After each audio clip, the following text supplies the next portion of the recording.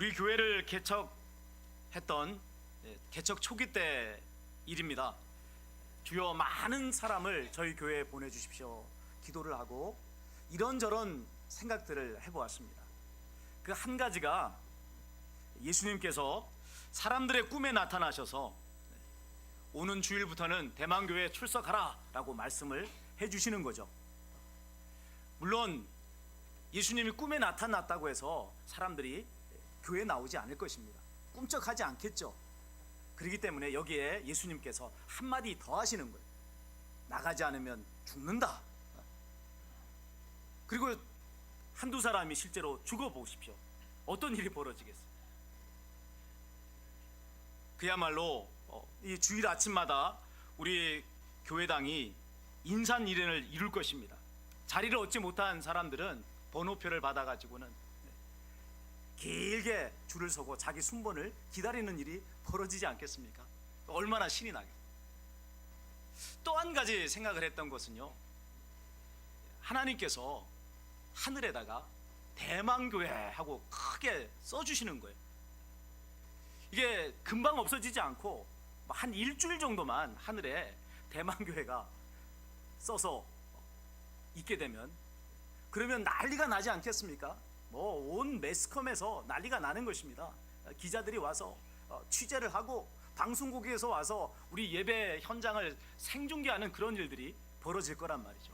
한순간에 우리 대만교회가 아주 유명한 교회가 되는 것입니다. 자, 그러나 하나님께서는 그렇게 일하시지 않는다는 겁니다. 왜 그러시죠? 진정으로 하나님을 경외하는 자들을 하나님의 백성으로 삼기 원하시기 때문에 그렇습니다.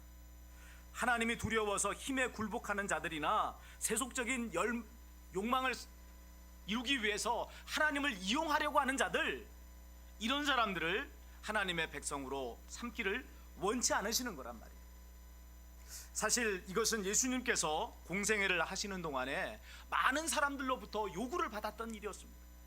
당신이 하나님의 아들이신데 그 크신 능력을 가지고 사람들이 당신을 믿게 만드시면 되는 것 아닙니까? 그렇게 빗발치게 요구를 했다는 것입니다. 그러나 이미 말씀드린 대로 그 일은 진정으로 하나님을 경외하는 자들을 하나님의 백성으로 얻을 수 있는 일이 아닌 것입니다. 그렇게 해서 만들어진 하나님의 나라가 세상 나라와 뭐가 다르겠어요? 자, 그러면 예수님께서 택하신 방법은 무엇이었습니까? 섬김과 희생의 방법이었습니다. 그렇기 때문에 예수님께서는 배척을 받으셨고 십자가에 못 박혀 죽으시게 된 것입니다. 오늘 본문은요, 왜 예수님께서 당시 유대 백성들에게 배척을 당하셨는가 하는 것을 말씀을 해줍니다. 먼저 제기되는 것이 신학적 문제였어요. 옥에 갇힌 요한이 예수님께서 하신 일을 듣고서는 제자들을 보내어서 엽죽게 했습니다. 오실 그이가 당신이 오니까 우리가 다른 일을 기다리오리까. 이 요한이 어떤 사람이에요? 유대 백성에게 예수님이 오리라고 예언된 메시아라고 하는 것을 전해준 사람, 예수님을 세상 가운데 드러낸 사람이 바로 이 요한 아닙니까? 그런 그가 예수님께서 메시아이신지에 대해서 지금 의문을 표하고 있는 거예요. 그 의문의 근거가 뭐예요? 예수님께서 하신 일이란 말이에요. 어떤 일을 예수님 하셨습니까? 마태복음 5장부터 7장까지 나오는 말씀의 사역을 하셨고 8장부터 9장에 나오는 이적의 사역을 예수님께서 하셨어요. 이 일을 통해서 예수님께서 인류를 구원하시기 위해서 오신 하나님의 아들 메시아라고 하는 사실을 드러내 주셨습니다. 그런데 이것이 세례 요한에게는 걸림이 되었다는 것입니다. 자신이 생각하고 있었던 메시아 사역과 예수님께서 행하신 사역이 너무나 달랐기 때문에 그런 것입니다. 요한은 메시아가 오시면 심판의 사역을 할 것이라고 전파했고 또 그렇게 믿었습니다. 그가 이 유대 백성에게 회개의 세례를 베풀었던 것도 바로 이런 이유 때문 아닙니까? 심판의 메시아가 오시기 전에 회개하라는 것입니다. 그분이 오시면 회개할 수 없다는 거죠. 심판의 역사가 임한다는 것입니다.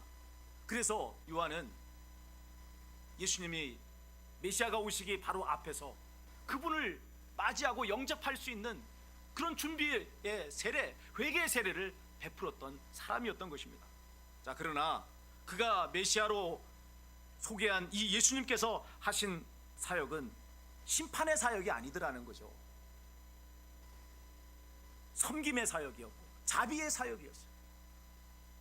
그로 인해서 이 땅에는 하나님의 나라가 세워지지 않고 여전히 악인들이 득세가 지속되는 그런 형국이 된 것입니다. 자, 당장 요한 자신의 경우만 봐도 그런 것 아닙니까? 요한이 옥에 갇힌 것은 분봉왕 헤롯의 부당한 결혼을 책망했기 때문에 그렇습니다. 이 분봉왕 헤롯은 그의 동생인 빌립의 아내 헤로디아를 자기의 아내로 맞이했어요. 시숙과 제수가 결혼을 한 거예요. 말이 안 되는 그런 결혼을 한 것 아닙니까? 율법에 비추어 봐서 너무나도 부당한 그런 결혼을 하였기 때문에 세례 요한은 분봉왕 헤롯에 대하여 분연히 책망을 했던 것입니다. 자, 그런데 그 일로 인해서 요한은 감옥에 갇히고 말았습니다. 예수님께서 메시아로 오셨다면은 이 일을 그냥 두고 보셔서는 안 되는 거예요. 분봉왕 헤롯을 심판하시고 감옥에 갇힌 이 요한을 꺼내셔야 되는 것입니다. 이 땅에 메시아 왕국을 건설하시고 불의한 자들을 처단해야 된다는 것입니다. 이것이 메시아가 하셔야 될 사역인 거예요. 그러나 그의 귀에 들려오는 예수님의 사역 소식은 심판의 일과는 달랐습니다. 자비의 사역을 하셨고 섬김의 사역을 하셨습니다. 이에 요한은 제자들을 보내서 과연 예수님이 오리라고 예언된 그 메시아신지 아니면 또 다른 메시아를 기다려야 하는 것을 여쭙게 한 것입니다. 자, 여기서 우리가 확인할 수 있는 것은요, 이 요한의 사역의 한계입니다. 비록 그가 예수님을 유대 백성에게 오리라고 하신 메시아로 소개는 하였지만은 그의 영적인 지평은 구약 시대에 머물러 있었던 것이죠. 메시아가 오시면 심판의 사역을 할 것이고 이 땅에 메시아 왕국을 세우실 것이라고 그는 생각을 했습니다. 그의 이 메시아관, 그의 이 메시아의 사역에 대한 생각은요, 당시에 유대교가 가지고 있었던 메시아관과 동일한 것이었습니다. 자, 이런 요한의 질문에 대해서 예수님께서는 뭐라고 답변을 하셨습니까? 너희가 듣고 보는 것을 요한에게 알리라 라고 말씀하셨어요. 그 구체적인 내용이 5절의 말씀입니다. 자, 5절을 함께 읽겠습니다. 맹인이 보며 못 걷는 사람이 걸으며 나병 환자가 깨끗함을 받으며 못 듣는 자가 들으며 죽은 자가 살아나며 가난한 자에게 복음이 전파된다 하라. 여기 5절을 보면은 6가지의 일들이 기록되어져 있습니다. 이 6가지의 일들은 어떤 것이냐면 구약 성경에서 메시아가 오시면 하실 것이라고 예언된 일들이었습니다. 그러니까 예수님은 바로 이 일들을 행하셨고 그것을 요한에게 알리라 라고 말씀을 하신 것입니다. 자, 과연 요한은 예수님의 말씀을 듣고 예수님을 메시아로 영접했을까요? 아니면 믿지 않고 죽었을까요? 간혹 11절의 말씀을 근거로 해서 요한이 구원 얻지 못했다 이렇게 말하는 이들이 있습니다. 그러나 그것은 11절을 잘못 해석했기 때문에 나타나는 오류입니다. 요한은 예수님의 말씀을 듣고 예수님을 메시아로 영접했음이 틀림이 없다 이 말입니다. 요한의 제자들이 떠나자 예수님께서는 요한이 어떤 사람인지를 말씀을 하셨습니다. 말라기 선지자가 예언한 주의 길을 준비하도록 보냄을 받은 사자요, 그리고 또 오리라 한 엘리야라고 그렇게 밝히신 것입니다. 그러면서 아주 의미심장한 말씀을 하셨어요. 그것이 11절의 말씀입니다. 11절, 자, 읽겠습니다. 내가 진실로 너희에게 말하노니 여자가 낳은 자 중에 세례 요한보다 큰 이가 일어남이 없도다. 그러나 천국에서는 극히 작은 자라도 그보다 크니라. 자, 이것이 무슨 말씀입니까? 요한이 천국에 못 들어갔다는 그런 말씀인가요? 이미 아니라고 말씀을 드렸어요. 자, 예수님께서 말씀하시는 것은 요한의 사역과 그가 속한 영적 세계에 관한 말씀인 것입니다. 여자가 낳은 중에 세례 요한보다 큰 이가 일어남이 없다라는 이 말씀은 그가 구약의 어떤 인물보다 큰 자다라고 하는 것을 가리키는 말씀이 아니에요. 아브라함보다 크고 모세보다 더 큰 자다, 이런 것이 아니라는 것입니다. 그의 사역이 지극히 큰 사역이다라는 것을 말씀해 주시는 거예요. 세례 요한 이전에 구약의 선지자들은 어떤 사역을 했습니까? 메시아가 오실 것이라고 하는 것을 전하는 소식을 했어요. 장차 인류를 구원하실 메시아가 오실 것이다. 이것이 구약 시대의 선지자들이 했던 사역의 본질이었습니다. 자, 그런데 오늘 요한은 오리라고 예언된 그 메시아를 직접 배웠고 그분을 세상에 알리는 사명을 감당했단 말이에요. 그런 점에서 그는 여자가 낳은 자들 중에 가장 큰 자라고 일컬음을 받게 되는 것입니다. 자, 그러나 그의 영적인 지평은요, 구약 시대에 머물러 있었던 만큼 신약 시대에 구원 얻은 지극히 작은 자보다 작았다고 또한 말씀을 하고 있습니다. 신약 시대에 구원 얻은 성도들은 누구든지 예수님이 하나님의 아들이시라는 것도 알고 있지 않습니까? 그분이 오셔서 하시는 초림의 예수님께서 하시는 사역은 고난의 메시아로서의 사역이시고, 이제 장차 재림의 주님으로 오실 때는 왕권을 가지고 이 땅에 오셔서 심판을 하실 것이라고 하는 것을 우리는 알고 있단 말이에요. 요한이 가진 영적 지평과는 비교도 되지 않을 만큼 월등히 높은 수준의 영적 지평을 신약시대의 성도들은 가지고 있는 것입니다. 어린 아이들도 예수님이 고난의 메시아시고 재림의 예수님은 심판의 메시아로 오실 거라고 하는 걸 다 알고 있다는 것입니다. 이런 점에서 이 세례 요한은 신약의 구원 얻은 지극히 작은 자보다 작다라고 그렇게 예수님은 말씀을 하신 것입니다. 자, 예수님의 사역에 대한 달라진 이해는요, 천국에 대한 달라진 이해를 가져오게 됩니다. 예수님과 천국은 뗄래야 뗄 수 없는 관계 아닙니까? 왜 그래요? 예수님이 어떤 분이에요? 천국을 가지고 오시는 분이기 때문에 그런 것입니다. 자, 그렇기 때문에 예수님에 대해서 어떻게 이해하느냐에 따라서 천국의 이해도 완전히 달라질 수밖에 없는 것이죠. 자, 12절이 달라진 천국 이해에 대해서 말씀을 하십니다. 자, 12절을 함께 읽겠습니다. 세례 요한의 때부터 지금까지 천국은 침노를 당하나니 침노하는 자는 빼앗느니라. 아멘. 본절을 부정적으로 해석할 것인가, 긍정적으로 해석할 것인가 하는 것을 두고 의견이 나누어집니다. 자, 문맥을 따라 파악을 하면요, 긍정적으로 해석하는 것이 보다 적절하게 보여요. 그리고 그럴 때 이 본문의 병행절인 누가복음 16장 16절에 도움을 받을 수가 있습니다. 누가복음 16장 16절은 이렇게 말씀을 합니다. 율법과 선지자는 요한의 때까지요, 그 후부터는 하나님의 나라에 복음이 전파되어 사람마다 그리로 침입하느니라. 자, 그러니까 여기 이 12절에 나오는 천국은 침노를 당하고 침노하는 자는 빼앗는다라고 하는 이 말씀은 다름이 아니라 복음이 전파되어서 사람들이 이제 그 천국으로 들어가게 된다 하는 것을 말씀하고 있는 것입니다. 자, 그런데 이 말씀을 왜 굳이 예수님께서는 이렇게 수동태로 어렵게 말씀을 하시느냐는 거예요. 왜 이렇게 수동형으로 이렇게 말씀을 하고 있는 거죠?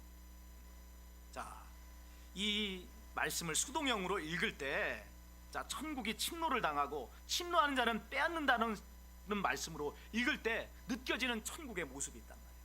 그게 뭐냐면 너무나 무력한 천국의 모습이라는 거예요. 당시 유대인들이 생각했던 천국은요, 이 무력하게 짝이 없는 천국과는 너무나 다른 천국이었어요. 유대인들이 생각했던 천국은 들어가기에 너무나 어려웠습니다. 율법을 철저히 지키고 온갖 종교적인 행사에 빠지지 않고 참석하는 자만이 겨우 들어갈 수 있는 곳이 천국이었습니다. 거기에 비해서 지금 예수님께서 말씀하시는 천국은 침노당하는 곳이에요. 그 나라를 빼앗기는 천국을 말씀을 하고 있습니다. 지극히 낮은 곳으로 임한 천국, 누구나 쉽게 들어가서 그 나라를 차지해버리게 되는 천국, 이것이 바로 지금 예수님께서 말씀하고 있는 천국의 모습인 것입니다. 무슨 이야기죠? 섬김과 자비의 사역을 행하시는 예수님을 통해서 들어가는 천국은 바로 이런 천국이다 라고 말씀을 하는 거예요. 너희가 공로를 세우고 업적을 세우고 자격을 가져야 들어갈 수 있는 것이 아니라 예수 그리스도를 믿기만 하면 지극히 작은 자들마저도 들어갈 수 있는 곳이다 라고 말씀을 하고 있는 것입니다. 자, 오늘 예수님께서 말씀하신 지극히 작은 자, 세상에서 지극히 작은 자는 어떤 사람들을 말하는 거예요? 그 사람은 바로 세리들이나 창기들과 같은 죄인들을 일컫는 이야기. 율법을 잘 지키는 자들은 의인이었어요. 스스로 큰 자라고 불렀습니다. 그러나 율법으로부터 멀리 떨어져 있고 죄 가운데 빠져 있는 사람들은 지극히 작은 자, 천국에 들어갈 수 없는 그런 사람들로 취급을 당했습니다. 근데 어떤 일이 벌어진 거죠? 예수님을 믿기만 하면 지극히 작은 자들마저도 천국에 들어갈 수 있게 됐다는 거예요. 얼마나 놀라운 은혜입니까? 그러기에 예수님을 메시아로 영접하여 하고 천국에 들어오라라고 지금 예수님은 초청을 하신 것입니다. 그러나 그 시대 사람들은 예수님을 메시아로 영접하지 않았습니다. 자, 신학의 문제를 이어서 이제 두 번째, 왜 예수님을 영접하지 않았는가 하는 것에 대한 이유가 여기에 제시되어 있는 것입니다. 무엇이죠? 영적 무관심과 탐심이다 하는 거예요. 16, 17절을 읽겠습니다. 이 세대를 무엇으로 비유할까? 비유하건대 아이들이 장터에 앉아 제 동물을 불러 이르되 우리가 너희를 향하여 피리를 불어도 너희가 춤추지 않고 우리가 슬피 울어도 너희가 가슴을 치지 아니하였다함과 같도다. 예수님께서는요, 당대 그 사람들을 어디에 비유해서 말씀을 하시느냐면 장터에서 아이들이 하는 두 가지의 놀이에 비유하여 말씀을 하고 있습니다. 피리를 부는 일은요, 혼인식 놀이입니다. 또 슬피 우는 것은 무슨 놀일까요? 장례식 놀이. 그래서 혼인식 놀이를 하게 되면 몇몇 아이들이 피리를 불어요. 그러면 또 몇몇 아이들은 어떻게 했느냐면 거기서 춤을 추는 거예요. 이게 결혼식 놀이입니다. 장례식 놀이는 또 몇몇 아이들이 슬피 울입니다. 소리를 내서 엉엉 울면, 그러면 몇몇 아이들은 그 옆에서 가슴을 치는 것이 이게 장례식 놀이예요. 그런데 아이들이 피리를 불어도 슬피 울어도 동무들이 아무런 반응을 하고 있지 않다는 것입니다. 도통 그 친구들이 하는 일에 대해서 아무런 관심을 기울이지 않는다는 거예요. 예수님께서는 이 각각의 경우를 요한의 사역과 예수님 자신의 사역에 적용을 하셨습니다. 요한이 와서 먹지도 마시지도 아니하니까 사람들이 귀신이 들렸다고 한 것입니다. 예수님께서는 오셔서 먹고 마시고 또 이 사람들과 함께 지내게 되니까 뭐라고 이야기하느냐면 먹기를 탐하고 포도주를 즐기는 자요 세리와 죄인들의 친구다, 그렇게 매도를 해버린 것입니다. 왜 이렇게 한 것이죠? 하나님의 일에 대해서 아무런 관심이 없었기 때문에 그런 것입니다. 그들에게 있는 관심은요, 뭐냐면 세상의 물질, 명예, 권력, 이런 것에 온통 정신이 팔려 있었다는 것입니다. 그 시대 유대교 지도자들이 골몰했던 것이 무엇이었나 한번 보십시오. 어떻게 하면 하나님을 잘 섬기고 어떻게 하면 내 영혼이 잘 될 것인가, 이걸 고민하지 않았어요. 그 시대 유대 종교 지도자들이 가졌던 골똘하고 그들이 추구했던 일은 어떻게 하면 내가 더 많은 물질을 얻을 것인가, 내가 어떻게 하면 더 높은 직위에 오르고 더 많이 사람들에게 존경받는 명예를 얻는 사람이 될 것인가, 이것이 유대 종교 지도자들이 관심을 기울였던 일이었습니다. 세례 요한의 사역과 예수님의 사역이 그들이 추구하는 바를 거스르자 그들은 세례 요한을 어떤 사람으로 매도했어요? 귀신 들린 자다 이렇게 매도한 거죠. 또 예수님을 어떤 사람으로 매도했습니까?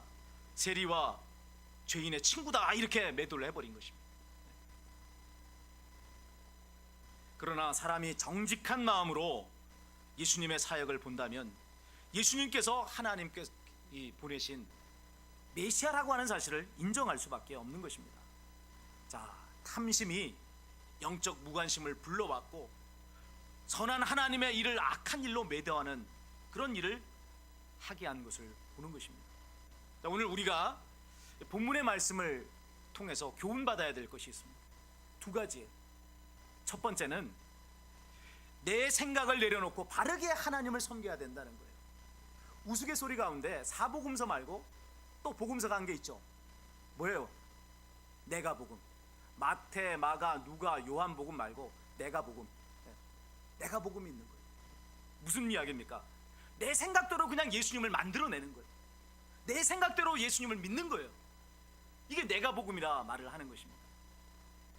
10계명 중 제2계명이 이를 경계하는 말씀입니다.